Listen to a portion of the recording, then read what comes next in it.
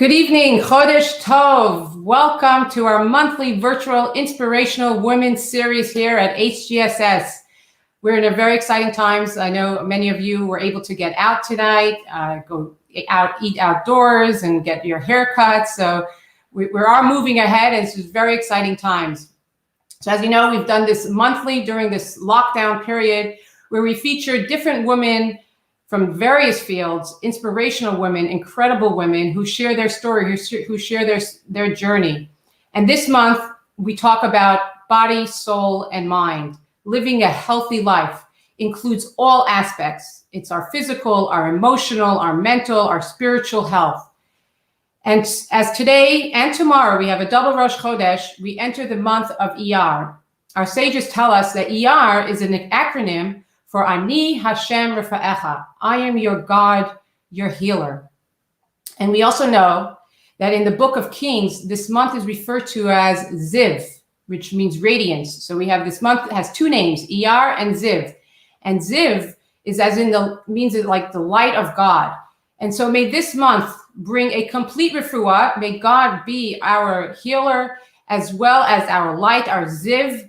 He should light his holiness onto us and give us a complete refuah, not only physically from this incredible pandemic that we got hit with, but also, as we know, it has affected our emotional state, our mental state, and our complete well-being. So may Hashem Ziv light, let it shine on us and bring us a recovery and strength that we all need.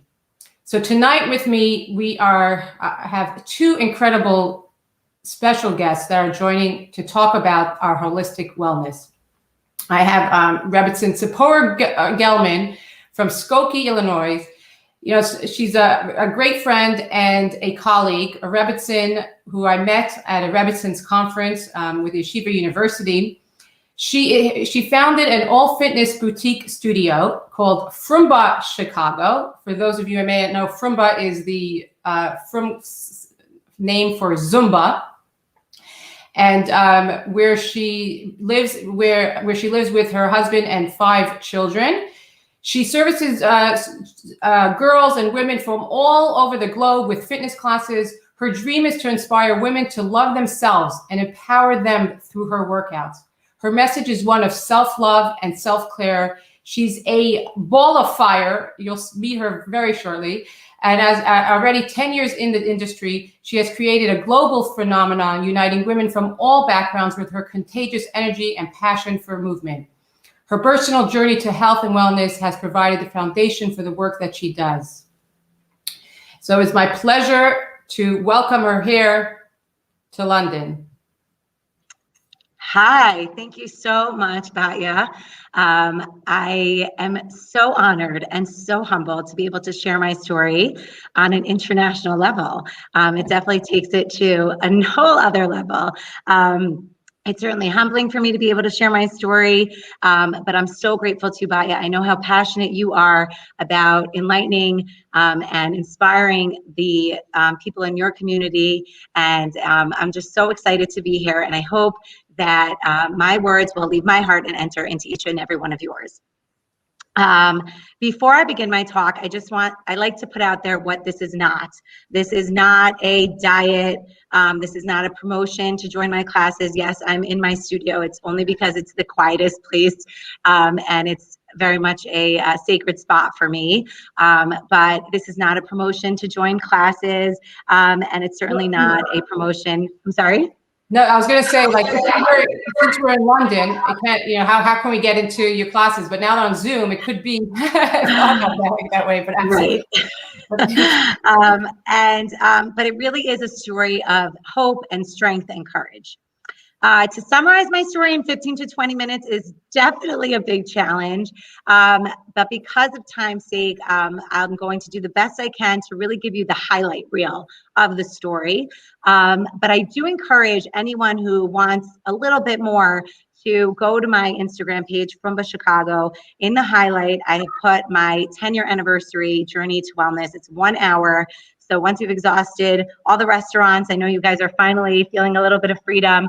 If you're looking for inspiration, not just in physical wellness, but really just in hope and in the ability to change, then I would definitely encourage you to watch the 1-year anniversary video, which I filmed a year ago. It was at the beginning of the pandemic. People were looking for hope. And while I wasn't going to tackle taking on the pandemic, I wanted to at least give them some hope and inspiration. So definitely check that out if you have some time. So before I begin, I always, like I said, offer this little silent prayer that my words and my story should enter into your hearts. If even one person leaves this evening and feels that they can make a change in their life, physically, emotionally, mentally, then my job is done. I grew up in a very small community called Twin Rivers in New Jersey in the United States. My parents were immigrants from Colombia, South America. So I grew up bilingual, speaking both Spanish and English. And we grew up in a very humble and loving home, my brother and I. The emphasis was really just on being a good person. We did not grow up observant. However, God was very much a presence in our life. Till this day, if my mother finds a great parking spot, she's like, "Thank you, God, for helping me find this." My mom does the same. My mom does the exact same thing. So God was very much on her tongue, was very much, the emphasis was that he loved us and he cared for us. And I'm always so grateful for that. Because of her, I really believe that I have a very strong relationship with God. The emphasis in the house was, like I said, very humble, not at all on the physicalities. We were accepted and loved as we were. We were taught from a very young age that we could accomplish anything, that we were the smartest and just the most capable children you could possibly imagine, and that we would accomplish and become great leaders, which now, fast forward, many years later, I do feel that my brother and I are leaders in our communities. My parents sent us to a Jewish day school because they wanted us to have a strong Jewish identity. But like I said, we were not observant. And so there was definitely a lot of confusion growing up, where in school I was learning one thing and then at home it would translate into something else. And I can remember from a very young age feeling that confusion and turning to food for comfort. Food was my crutch. It was my best friend when I was joyful. It was my enemy when I was sad or lonely.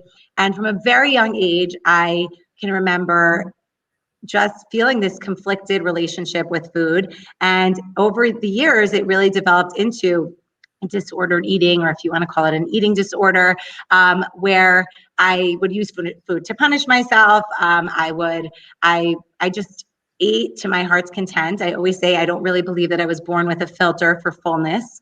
I have some great friends who, like, when they're full, they kind of just are able to shut off. For me, that's just a mechanism that, for whatever reason, I was not born with. And it led to a very unhealthy state, both physically and mentally. I'm fast forwarding a lot here, so if anyone has any questions afterwards, please feel free to chime in. But fast forward, I'm age 27. I am 275 pounds. I'm not sure how that translates, what metric you guys in England you use, but I was extremely unhealthy, a size 26 for reference, but not just physically. Aside from the fact that I could not walk up a flight of stairs in my home without feeling like I was going to have a heart attack, I was mentally unhealthy and spiritually unhealthy and really, truly miserable. I don't know, Edward, if you want to just show a picture. There are a couple of pictures that I sent. It's always tricky when you send photos because, like I said, I don't want this to just be like a ploy for weight loss, but I do think so many of us are visual learners, especially today in our day and age. So it is important to kind of see how far I have come. And so I found myself at the age of 27. I had 3 children. I was the Rebbetzen of a shul. I was extremely involved in getting the shul off the ground. I was a teacher in a school. I was a young mother trying to navigate all of the stresses that come with life. And I was turning to food more than ever. And like I said, I was miserable. I was also delusional because every night I would go to sleep and I would offer a prayer up to God to please help me the next morning wake up thin. And obviously it doesn't work like that. I did consider having stomach surgery or doing whatever necessary, any quick fix I could possibly find to fix the problem. But as I'm sure so many of you know, there's no such thing as a quick fix. Certainly not when it comes to your physical health, and certainly not when it comes to your mental and emotional health as well. Aside from being so physically unhealthy, I think, it's unfortunate for people who struggle with weight that your problems sort of show on the outside, right? There are many people who struggle in this world. There are many people who have, every single one of us has challenges. No one of us is free from challenge. But I definitely felt that it was unfair, that my pain and my suffering and my struggle was so evident to everyone who saw it.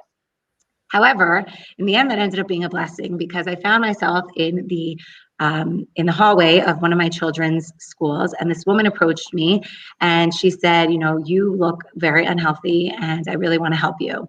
Now, anyone else would have probably been offended or taken aback, like, excuse me, who do you think you are? But I think that I had reached rock bottom, that I was at a point where anyone who was willing to help me, I was ready to just jump at it. And so she came over that day and she introduced me to Overeaters Anonymous. And it was at that point, on April 23rd, 2010, almost approaching my 11-year anniversary, that I entered the rooms of Overeaters Anonymous. And I started to work a program of recovery. Partnered with the work that came with Overeaters Anonymous, I also decided to join a gym.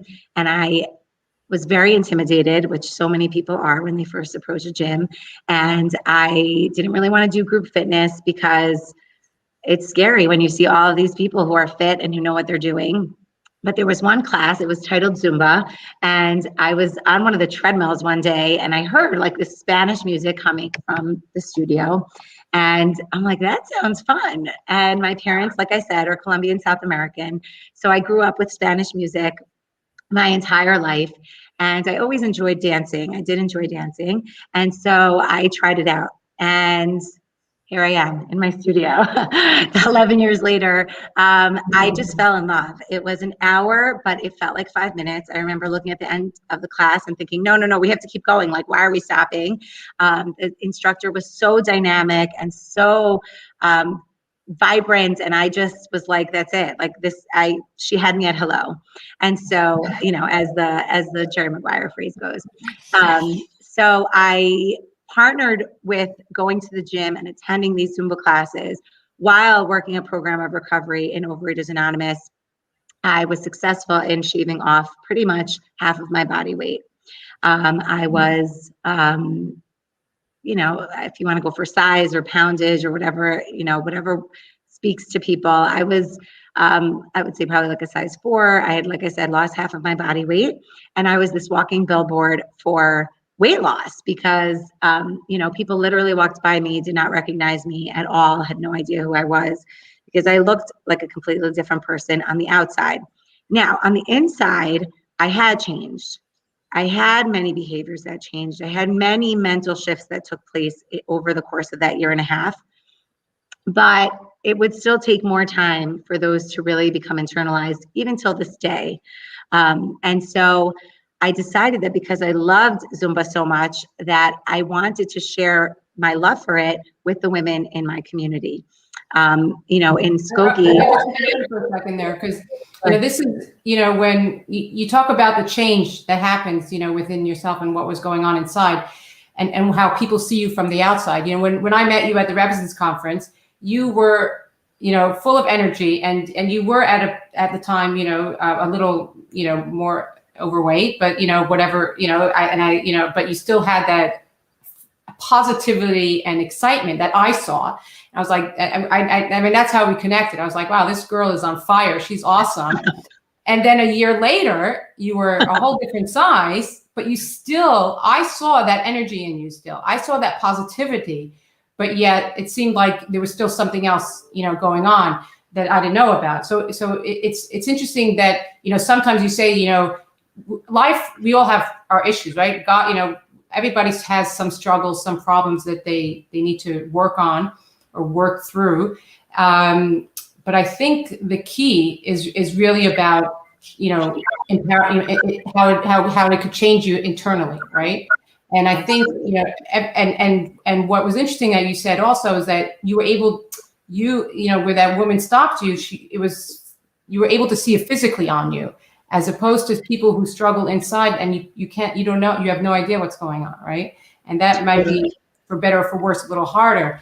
But I think the struggle that people have, while it may look like you were the same person to me on the outside, you were different sizes, but you still look to me as that very, outgoing, outspoken Rebbetzen at that conference, and said it like it was, which really was interesting. But I guess because I know you said it wasn't. There was still some other things that you were working on. Yeah, and guess what? There still are. Like, I think that, people see me now and see me, on social media, and I'm posting myself, doing all these amazing workouts, and I do love it. I am authentic. That is truly me. But I would be lying if I didn't tell the truth and say that I do still struggle. Here, 11 years into my journey, and I do still struggle. Do I struggle the same way that I did 11 years ago? No, I definitely have developed an incredible toolbox of tools that I tap into on the daily. But it's still a struggle. I actually don't think it will ever not be a struggle. But I was going to mention this, so I'll just mention it now. The Gemara, the Talmud, states that a person who is bloodthirsty, or who likes blood, right? What should they do with that strong desire? They should become a doctor, or they should become a mohel, someone who performs circumcision, right? And so I feel very much that for whatever reason, God decided that this needed to be my challenge, and that I would take that challenge and flip it on its head and create this phenomenon of Frumba Chicago, yes, but also, this voice of inspiration to women to love themselves and to take care of themselves. When I was that Rebbetzen at 27 years old, I was giving to everyone else. I was the absolute last person I would have given to. Everyone else came first. Now I take care of myself first, and then I'm able to give from that, a full pitcher of water instead of giving, half of me. But the fact is I still struggle, and I think it's okay. I think it's actually makes me even more real to people that it is still challenging for me. There is still this inner voice sometimes that says, you are that woman. And I love that you say that, by the way, that when you met me the first year, I am the same person inside. Right? I'm still vivacious. I was back then too. I was always had a big thirst for life, but I was struggling. I was struggling physically. Like, my actual health was deteriorating. At 27, to not be able to walk up a flight of stairs and feel like I was going to have a heart attack. And I mean that genuinely. Like, I would be on the phone with my mother, and she's like, "Are you okay?" And I would be holding onto the wall and saying, like, I can't. To now where I can't go a day without working out because I need it for my mental health. It's remarkable. I'm still the same person, but I would like to believe that I'm a stronger, more knowledgeable, and more experienced with struggling. Absolutely. So I think that's the thing. I think like we all have our struggles. We all have our challenges, right? It's about how we react to it, right? We can't control what happens to us, but we can control how to react to it. And I think that's really what doesn't kill us makes us stronger, right? I mean, that's what it is. Right. I used to preach a lot of messages like that, like what doesn't kill you makes you stronger, or, I love my body. At the end of every class, this was years ago, I used to have people shout out, like, I love my body. Now, I even navigate away from that and kind of just say, like, I just love myself. Like, I'm going to meet myself where I'm at today. Sometimes I don't love my body. Sometimes I do. Sometimes, like, we have to just sort of be able to look in the mirror, see beyond the physicality that we see glaring back at us, and really try to tap into, like, what do I love about myself? And the whole journey and exploration I thought was one of weight loss, but really ended up becoming one of just being true to myself and really being true to God. What I learned through my addiction with food was that when I am feeling lonely or powerless, instead of turning it over to food to just kind of fill and numb the void, I now really try to do that and talk to God. It's not easy, like I said, but it is much easier than it was 11 years ago. And so I started the business, and it was thriving, and women were coming, and they were starting to feel amazing about themselves. And over the past 10 years, it's grown not just from Zumba, but I offer all different kinds of fitness platforms. And through COVID, one of the positives that came out of it was really truly this is no longer just a Chicago thing. It's now a global phenomenon where people from all around the world are able to work out alongside me live in my classes. I have a lot of people who participate from Israel. So it's 9:15 in the morning here, but it's, 5:15, I think, is the time difference to Israel. And it's really, it's so beautiful because I have so much energy, like you said, that I want to share. And I have so much love that I feel like I want to give and offer to people. And my message of just wanting women to love themselves. I feel like we are constantly beating ourselves up about what we're not doing right, that we have to battle that and combat that with the messages of all the things that I am doing right. Okay, so let me just move along here in my notes. I wanted to talk a little bit about what I love about working out. So yes, in the beginning, 11 years ago when I first started working out, I found a form of fitness that I love. And I always tell people, you just got to find something that you love. If it's swimming, if it's Pilates, if it's bar, if it's walking, if it's running, if there are just, God created so many infinite opportunities for us to move our bodies. You just have to find one that works for you. I also say that as a fitness professional now and being in the industry for so many years, I am in love with fitness. I come to work every day, and sure, there are days where I'm tired, but as soon as that music goes on and I have people in the room, I am like on fire and I love it. But my job is to make people have a crush on it. You do it for whatever reason. For me personally, it's for my mental health now. I don't do it. I love being able to push through a set or do a challenging workout and then utilize all of that to translate into my life. And when I face things that are extremely challenging for me, I tap into that inner physical strength to help me in my either spiritual, emotional, or mental strength. I love that when women come to classes, they don't just emphasize their weight loss goals or the scale goal. I got a text last week from someone saying, this is my non-weight related victory, that she's 6 months pregnant and she's still working out and she has never felt more beautiful in any one of her pregnancies.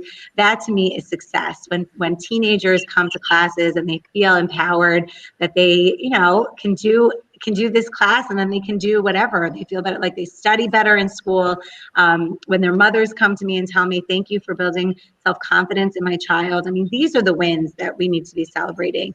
And so, as far as my day-to-day, I do certain things on the daily to ensure that I'm mentally, emotionally, physically, and spiritually sound. Every morning I wake up and I do what's called my 4 Gs.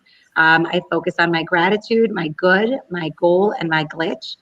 For my gratitude, I focus on the things that I'm grateful for. Whenever I feel inadequate or something isn't working, I go back to that list and I'm reminded of, I am so blessed. I never need to look at anyone else's corner because if I can look at my own side of the street, I'm good. I have so much. And we can always find something to be grateful for no matter what challenges we're going through. For my good, I focus on what makes me good. Like I said earlier, looking in the mirror and not just seeing the physical. How many of us look in the mirror and emphasize all the things we don't like about ourselves, but instead looking in the mirror and saying, well, I'm like really awesome. I'm a mom, I'm a wife, I'm a divorcee, I'm raising a child. I mean, there's so many, right? Each of us finds ourselves in different situations, but being able to look in the mirror and really emphasize what makes me special and what makes me me. For my goal, it's never necessarily fitness related. It can be, I just want to greet my children when they come through the door with a smile, or, the restaurants are now open. I want to be able to go and enjoy a dinner and really feel so amazing that I can leave my home after this insane lockdown. For my glitch, it's usually the thing that's bothering me, the thing that's kind of the thorn in my side, that's aggravating me. It could be a host of a million different things. And I state it so that I can be aware of it, so that I don't run to food to numb the pain of it, but instead I feel the feels through it. And then I think that was all 4, right? Yeah, so, it's amazing because, like I said, we have I want to introduce our local HGSS member, Deborah Paul, who's also a fitness instructor.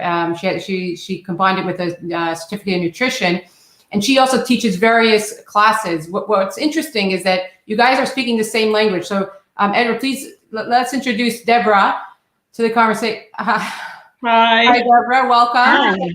Hi. Many of you may recognize Deborah as a local, working out sometimes in Littleton or out in the park as well. And what's fascinating is that you talk the same language, right? It's not about what exercise you do and how you do it. It's just a matter of moving. So Deborah, please, tell us how you got involved in fitness and what's important to you.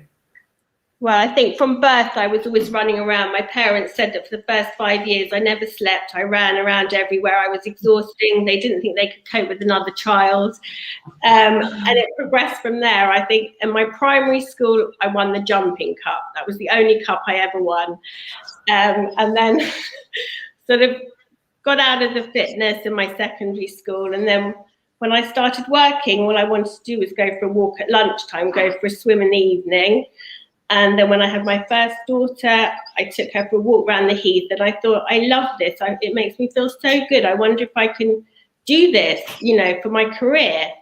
And so then I did a course of fitness instructor, and I did nutrition, and slowly built it up from there. And actually, just as Tziporah said, when I did my course, I said, if I can help one person, then it's worth it. And in fact, my sister-in-law's mother was really unhealthy. She was told she had high blood pressure. She could hardly walk around the block. And slowly, we got to Golders Hill Park. We did the circuit. We used to have coffee together.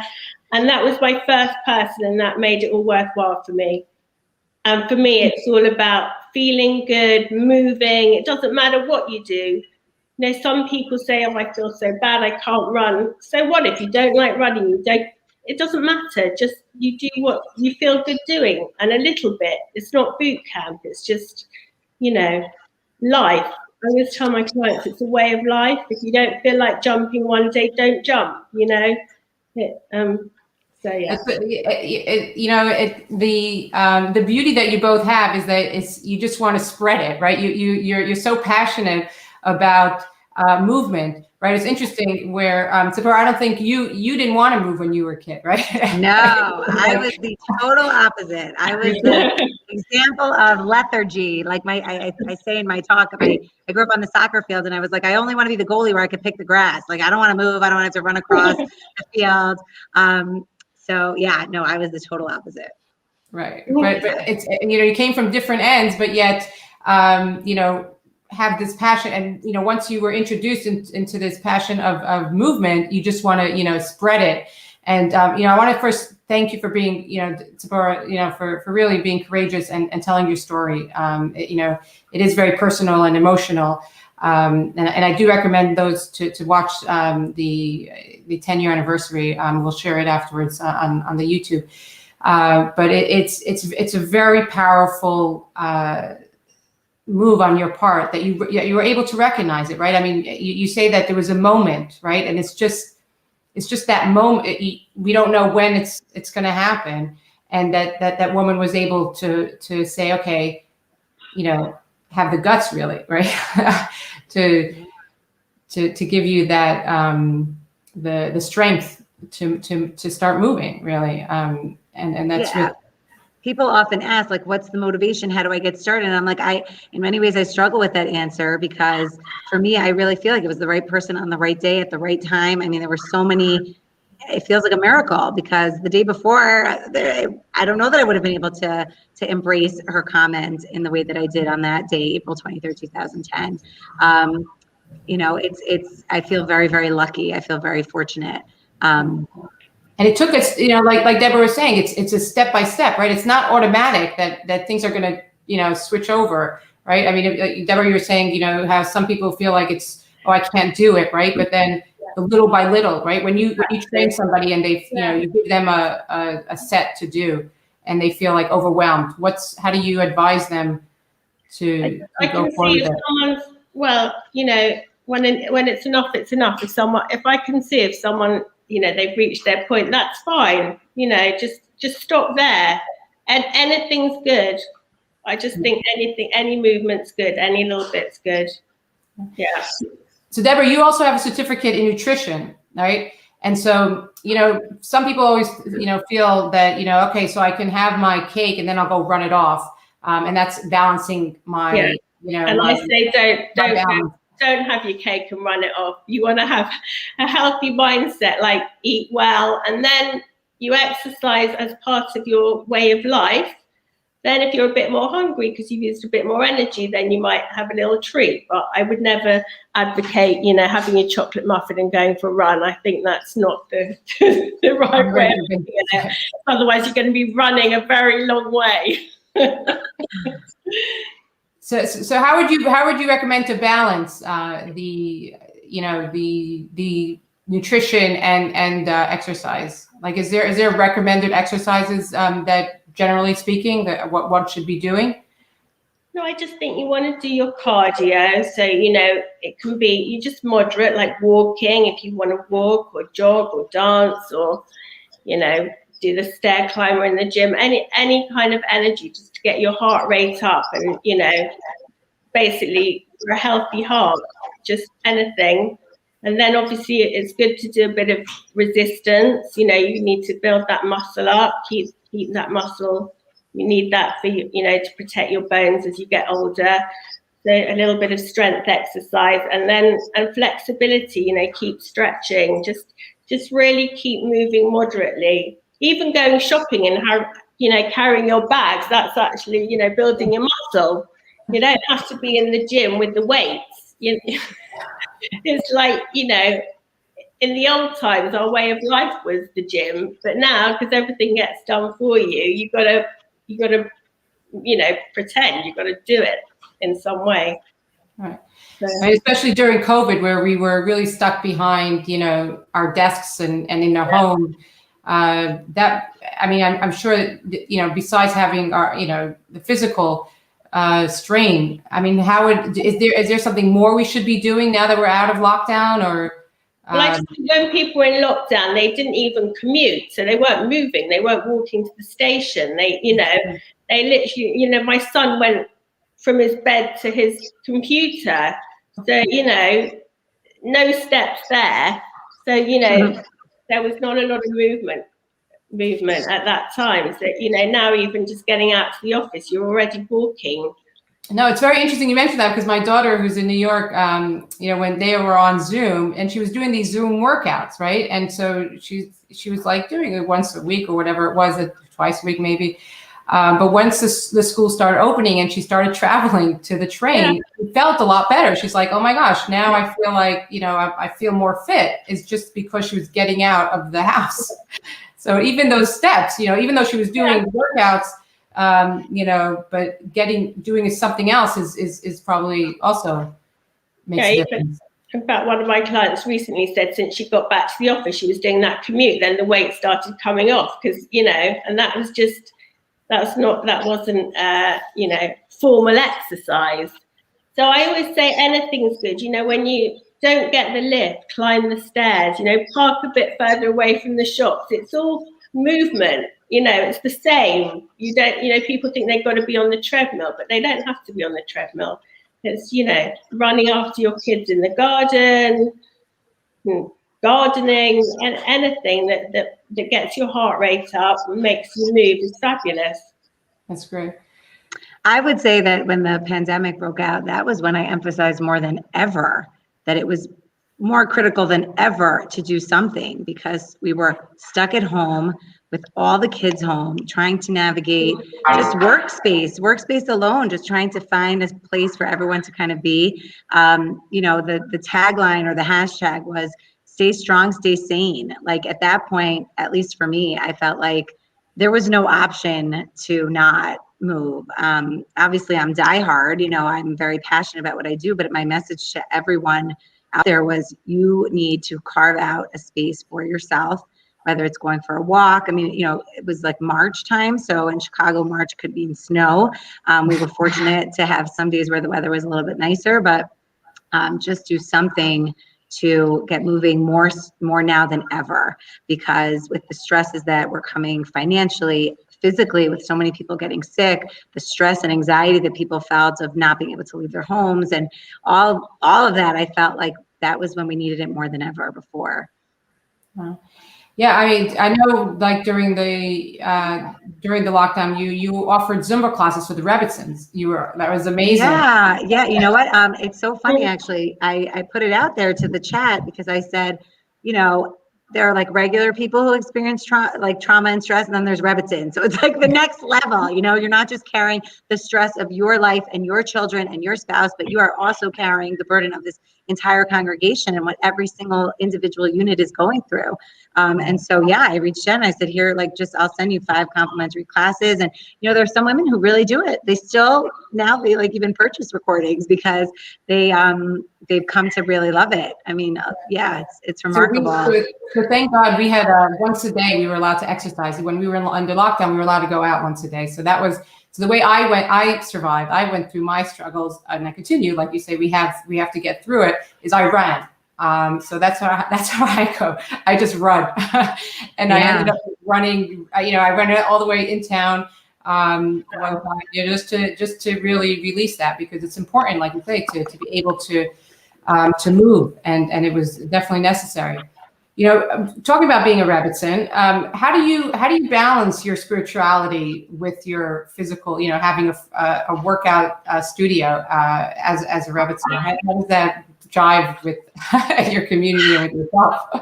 I would definitely say that it was definitely a transition for people initially, to put myself out there, showing myself working out. But I do not think it's in conflict to my spiritual life. I believe that God has put me on this earth to do exactly this. Like, this is my God-given calling.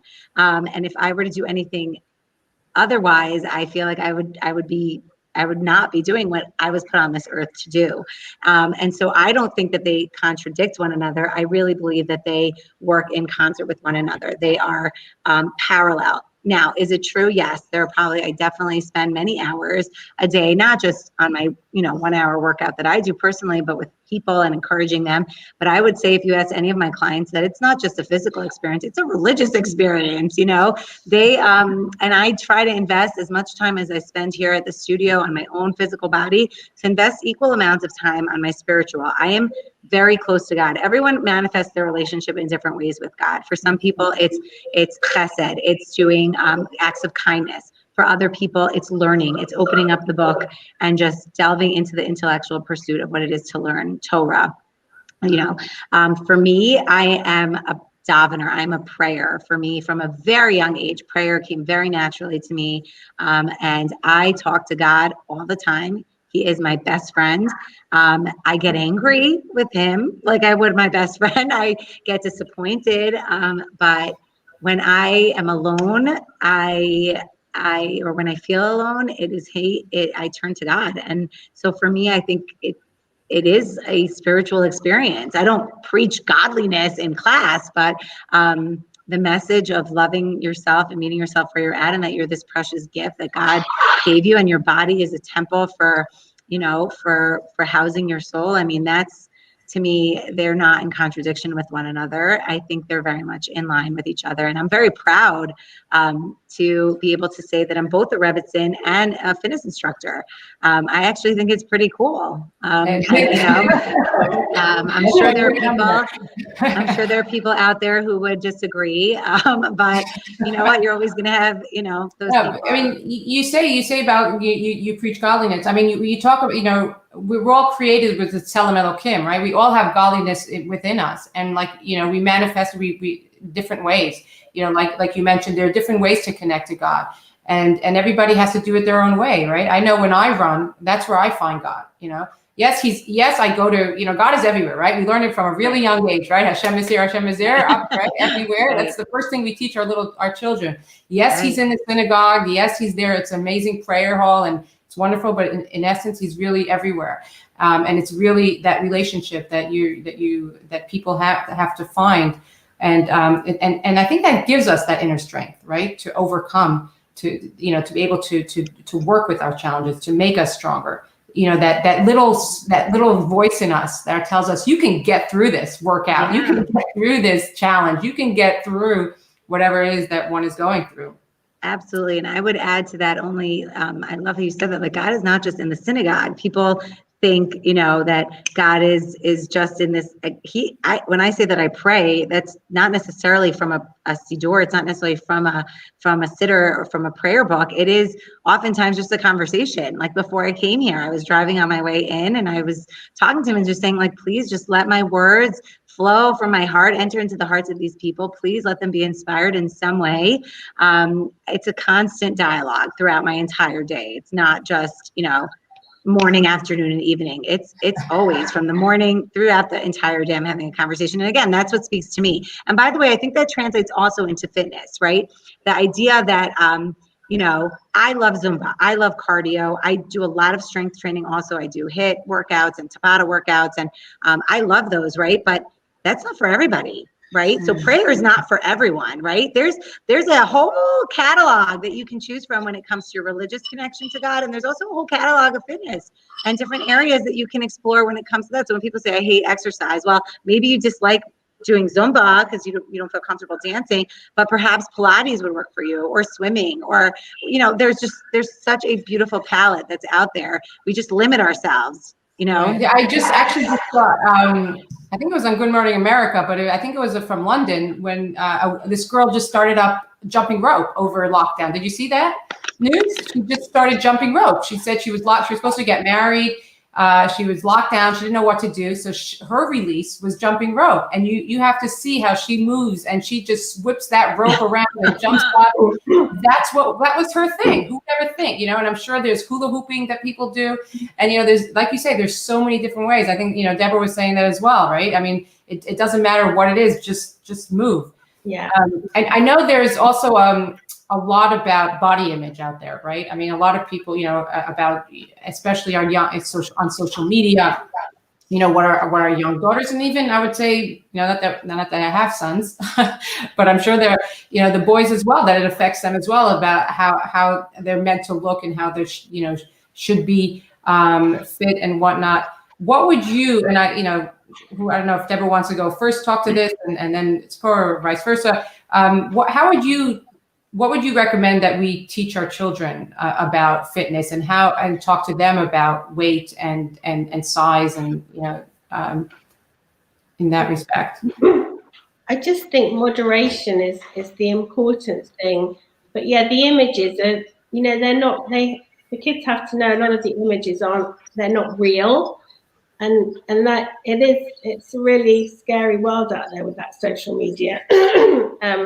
I think one just has to instill confidence, moderate behavior, and just point out that a lot of it is not real. It's been airbrushed. It's been, people don't look like that, I think it's really important.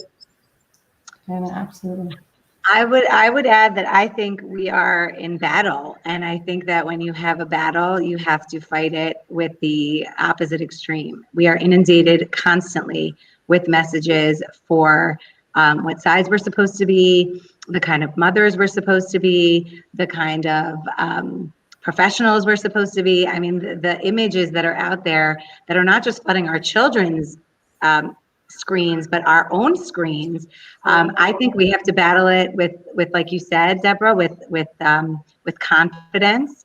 I will say that the greatest gift my parents gave me was confidence, because despite my size, I was still very successful academically, professionally. I was very popular. I always had friends. I mean, my weight really didn't impede me from doing anything, because I had so much confidence.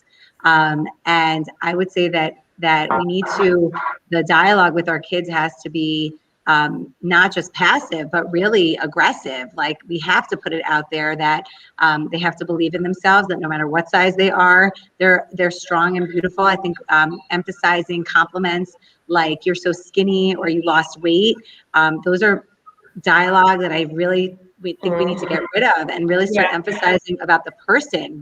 What about you? When my daughter comes down the stairs, and yes, she looks beautiful, and yes, she, put herself together in a nice way. But when I see her, I say, you are such a light. Like, you bring so much light into this house. When you come downstairs, it's there's just so much warmth that comes from you, right? That has nothing to do with how she looks. It has nothing to do with the size she is, the color of her eyes, if her nose is good or not. I mean, that has to do just purely with who she is.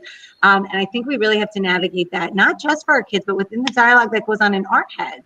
And I struggle with that a lot because I've been at the spectrum. I mean, I have been, all the way here when I was very, very heavy, and I've been all the way here when I was withering into nothing. And all along, the voice in my head is just be authentic, be you, and love yourself. Like I said, look in that mirror and talk about how awesome you are. I think we're often afraid to do that. How many people can look in the mirror and be like, you are awesome. I mean, sometimes I will literally take my face, like as if I would my child, and just look in that mirror and say, you're amazing. I think we shy away from that. And I don't know why. I think we need to do that so much more to combat the negative messages that we are, whether we realize it or not, we're internalizing daily. Absolutely. I think, because we're hit with so much on social media, I mean, like you mentioned, Deborah, a lot of it, we have to tell people, tell our kids that it's all Photoshopped. And the truth is, the Dove campaign, they worked on this, right? They worked on this. I don't know if it would hit the UK at all, but I know in the States, they really did a whole switcheroo, and the teenagers now know that, that there's a lot of, fake things out there. But I think that love yourself is a true, that's a real struggle for people, right? And it could be that, you're meant to be humble, while you fool yourself, you don't want to show that you're arrogant and that sort. So it's important, because not only do they have to hear it from the parents, right? But they have to believe it in itself to be able to tell it to yourself, right? Because if you don't believe it, then you can't tell it. So it's a real, like you said, it's a real struggle that I think we all have to go through, and we all have to hopefully instill that balance of physical health, that we need to be able to be physically healthy as well as eating right and emotional, but and spiritual. Like it's not all or nothing, right? Yeah. It's all about that balancing the life that hits us. Is there anything, we're just coming towards the end, are there any last closing words that you would like to share with us? I don't know if we want to go first. Did we want to see if people wanted to ask questions? Or sure, yeah. If anybody, yeah, absolutely. If anybody, we have quite a few comments from some of your attendees that are your great inspiration. They love your. So it's I do not tell them to do that, by the way. I'm just seeing it now. I was on the private chat side. Oh, that's so nice. Yeah, they're real, and like I said, you are an inspiration. And I know that, I know in your talk, you say that, you don't want to even hear that, because it's about really trying to inspire. I mean, I watched the video and I was like, okay, I literally went to my girls next door. I said, let's get moving and put on because you really get into that mode. It's infectious, you have that. And I think that's what music does. I think that's part of the workout, part of working out. It really instills in that. Deborah, did you have anything that you wanted to ask or say? No, nothing that springs to mind. Right. No, but I think it's important that we know that like you mentioned, the nutrition and the health working together alongside each other is something that when you meet with clients, you advise them specific. I guess each individual has their own. But I always call it healthy eating, because again, I don't like the word diet. I don't like that, because it immediately you're thinking negative or restrictive. I think healthy eating is what we should be doing. Obviously, there's so much sort of rubbish that we can get hold of that that there's too much choice, but and there's nothing wrong with having a little bit of this and a bit of that, but ultimately you think what your body needs to fuel it is basically your protein, your carbohydrates, your fruit, vegetables, and on top of that, if you want your chocolate or a treat, that's fine, but ultimately and it's also about just balancing balancing the calories. I've tried to explain to people that if you want to lose a bit of weight, you've got to eat a little bit less, maybe exercise a little bit more. That's going to maybe, shift the weight. It's just finding that balance. Sometimes it's hard to find the balance, and also there's not a perfect balance, and you mustn't think of it like that. As I said, it's just like a way of life. Right. And I think that's what, the key is that they find it for themselves, right? It's about not what the other person's doing or how they're doing it. It's about what you want to do and what you feel comfortable with. So that's great. Thank you. So Tziporah, you want to leave us with some great messages? Go ahead. I would say that that if you left this conversation and you feel like on fire, that there's been a fire lit under you, whether it's to get moving, whether it's to meet with Deborah and set up a nutrition plan so that you can, start to take care of yourself.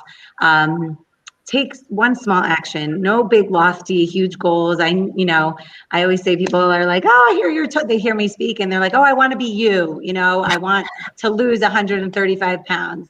I don't wish that on anyone to have to get to that place. I think that if you take something tangible and not just physically, but spiritually, perhaps you leave a conversation and think, wow, I really haven't talked to God recently, or I really should make time to take care of myself, even if it's just 10 minutes to go outside and just breathe or reconnect with myself.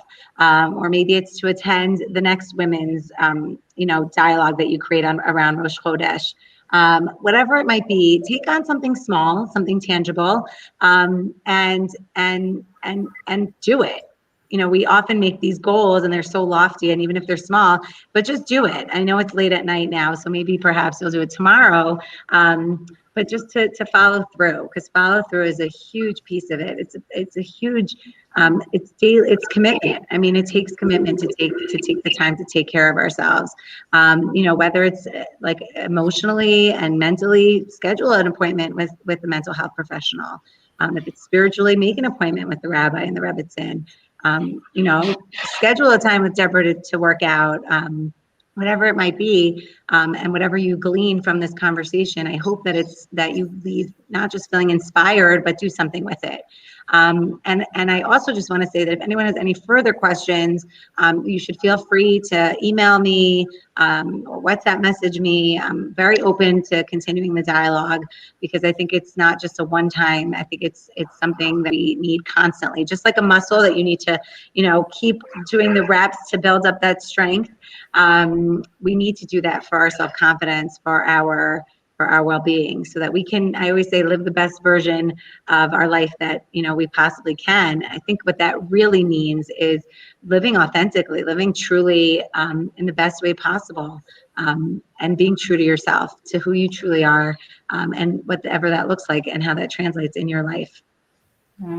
Well, thank you. Absolutely. I think the key message here is, like you said, step by step. I mean, the fact that we're in the period of the Omer, the counting of the Omer, from Pesach to Shavuos, right? Every day we count, we're working on our character trait, we're working on something. And you're right. Sometimes people say, okay, I'm going to keep Shabbat, and that's like a lot. Like, what does that even mean? Yeah. What does it even look like? No, you know what? I'm going to just have a Friday night dinner. That's what's, step by step. And I think that's a very important tip. So thank you for that. And about balancing, right? About balancing our lives. I think it's a healthy, balanced life that, as Deborah was saying, is really key to living a healthy life of a holistic wellness. So thank you so much. Thank you, Deborah, for being here with us, for helping us navigate through this conversation, and for Tziporah, for really sharing, the emotional journey. If anybody wants to hear the full story of how Tziporah went from her journey to wellness, you can see it on her Instagram page. And we wish you all we should have this month should be like I opened with a month of refuah, complete recovery from everything that we're going through. But like you say, it's not like people think that you overcome a certain struggle, but it's not just about finishing it there, right? There's going to be something else. That's what life is, right? If we're just going to sit up and eat chocolate, that's not life, right? No pain, no gain, as we say in the workout area. We got to get through it, and we wish you all a Chodesh Tov, a happy, healthy, and happy month ahead. And thank you again, both of you, for joining us. Thank you so much. What a pleasure. Have a good night. Take care. Good night. Bye.